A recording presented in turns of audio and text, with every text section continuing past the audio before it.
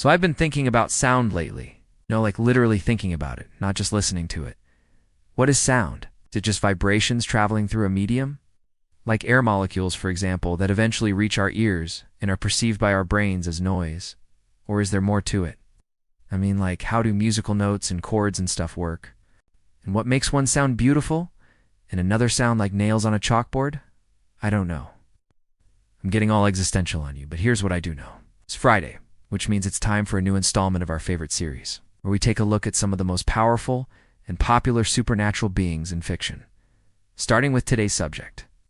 Silver Echo hails from the world of Etheria, a realm whose inhabitants are all imbued with a little bit of magic.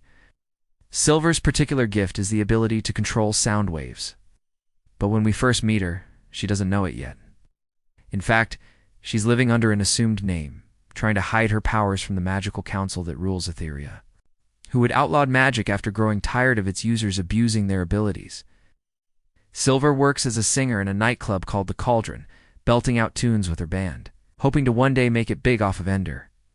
However, during a particularly raucous night, Silver accidentally reveals the extent of her powers. When she hits a sour note that causes an explosive to go off in midair and a wine glass to shatter across the room. When her powers start to attract the attention of the magical council, Silver is forced to flee, leaving her old life behind. She wanders the wastelands outside of town until she stumbles upon a group of rebels who are also fighting against the council.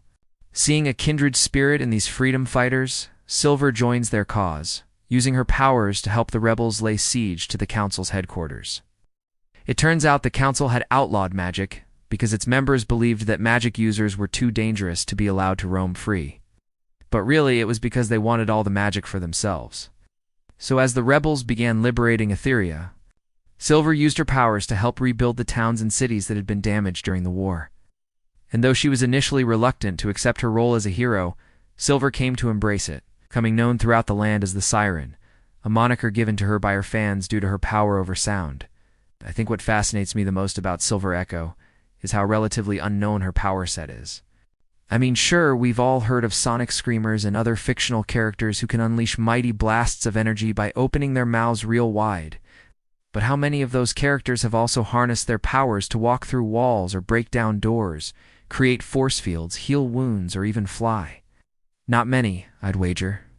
There's just something so incredibly cool about a character who uses sound to bend reality around them, especially when that sound is music.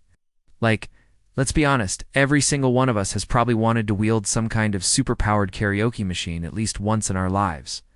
And who doesn't love a good rock chick? Just listen to these lyrics. Yeah, Etheria got no reply. I guess they didn't hear me scream. Oh yeah, well, they're gonna hear me now, 'cause this is rock and roll. It's loud and it's strong. Okay, so maybe I didn't quite capture the tone there. But hey, the point is that everyone loves a good rock and roll anthem, right? It's even gods and demons and, whoever else happens to be lurking around on the internet. Because nothing says rebellion quite like cranking up the amp and letting loose, which is probably why so many of us were instantly drawn to Silver S. story back in 2004 when Wildstar first introduced her to the world. In the years since then, her story has continued to be told in comic books, novels, art, and other media, all of it building towards the same inevitable conclusion. No matter how dark things get, as long as there's music, there's hope.